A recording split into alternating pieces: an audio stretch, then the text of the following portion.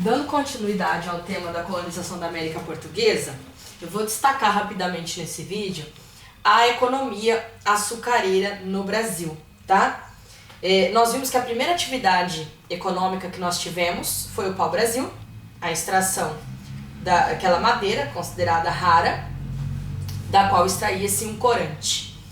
Mas, logo no início da formação das capitanias, passaram a investir na economia açucareira. Por quê? Porque os portugueses já tinham experiência nas suas colônias, principalmente no litoral africano, com relação à produção de açúcar e tinham tido sucesso com isso. Segundo, além dessa experiência que os portugueses já possuíam com relação à produção açucareira, havia um mercado crescente na Europa porque o açúcar era um produto raro e caro. E as condições de clima e solo no Brasil eram favoráveis à produção açucareira. Então essas são as razões pelas quais a segunda e principal, até o momento, atividade econômica no Brasil, nesse início de colonização, foi o açúcar, tá bom? A implementação da empresa açucareira se deu também porque a coroa portuguesa estava em crise. Então ela vai utilizar, tinha perdido o monopólio do comércio das Índias, lembra? Precisava se proteger de invasores, então vai utilizar de mão de obra escrava, claro que é muito mais lucrativo, né? Vai baratear imensamente o custo da produção. E no início essa mão de obra é de indígenas e com o tempo vai ser substituída por africanos escravizados. A gente vai falar sobre isso, tá? Nós veremos inclusive que ao longo dessa produção açucareira no Brasil, houve uma participação efetiva dos holandeses que financiavam esses engenhos no Brasil. Os engenhos no Brasil eles vão ter um auge, desde o século XVI até o final do século XVII, porque do finalzinho do século XVII, início do século XVIII, houve a descoberta de metais preciosos no Brasil, também é alvo de próximas aulas, tá? Os engenhos eram formados pela Casa Grande, onde moravam os patrões, todo mundo já está cansado de ouvir isso, né? A senzala, que era onde ficavam os africanos que foram escravizados. Eu gosto de frisar bem, porque eu já comentei isso com vocês muitas vezes e eu tenho procurado ter cuidado com a minha fala. Aprendi isso ouvindo muito de Jamila Ribeiro, a Grada Quilomba, que dizem que nós não podemos dizer escravos, né? Por quê?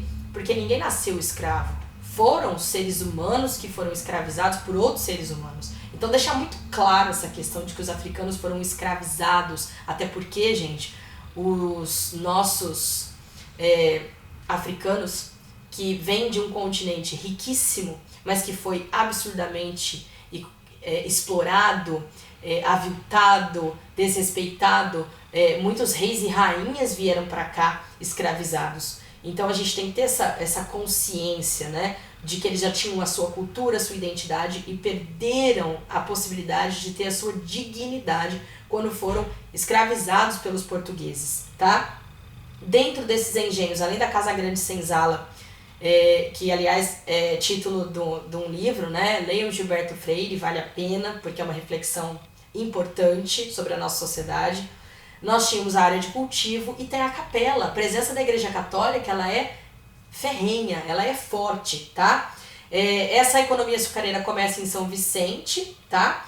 Mas ela logo se desloca para o Nordeste, porque o clima e o solo lá eram muito mais favoráveis à produção do açúcar. Ao lado do açúcar, a gente tem algumas atividades chamadas subsidiárias, como eu comentei no vídeo anterior, que é a pecuária, a agricultura e o comércio, tá? Nós também vamos falar sobre isso.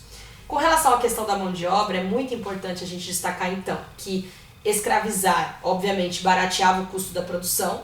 No primeiro momento foram os indígenas que foram alvo das missões jesuíticas também, tá? Depois os africanos escravizados, houve resistência de ambos, tanto dos indígenas quanto dos africanos escravizados.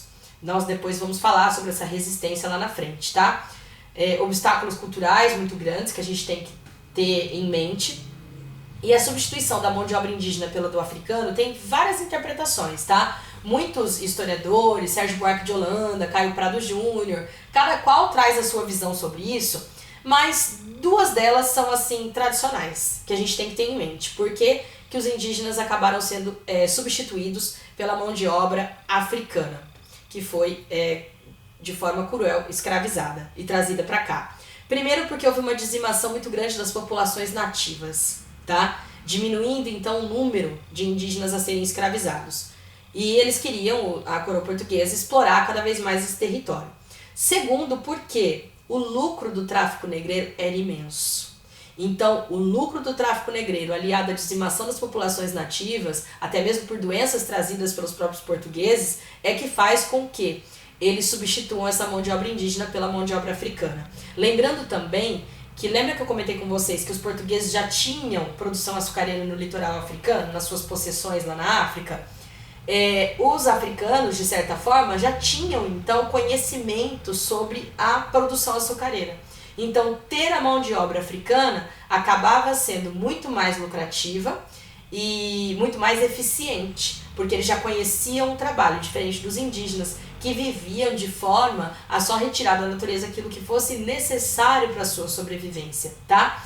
Eu gostaria que vocês pudessem ler novamente o capítulo, dar uma atenção especial às populações indígenas, pesquisem um pouquinho também, eu acho que vale a gente fazer essa ponte com a atualidade, o que tem acontecido com as populações indígenas no Brasil atual, é primordial, inclusive porque pode ser alvo, né, de questões de vestibulares, ou ao menos deveria, a não ser que esse governo queira esconder algumas coisas. A gente está vivendo um ano atípico novamente, né? Ano passado já foi um ano atípico e esse ano, com tudo isso que tem nos acontecido, a gente, na verdade, não sabe como que vão conduzir as provas daqui pra frente, tá? Pelo menos nesse momento, mas isso não é razão para nós não estudarmos sobre, porque a gente não estuda só para o vestibular, a gente estuda para a vida, e estudar é todo dia, porque ninguém nunca vai saber tudo, isso é humanamente impossível, tá? Eu vou parar esse vídeo e nos próximos eu vou trazendo algumas outras questões para vocês, tá?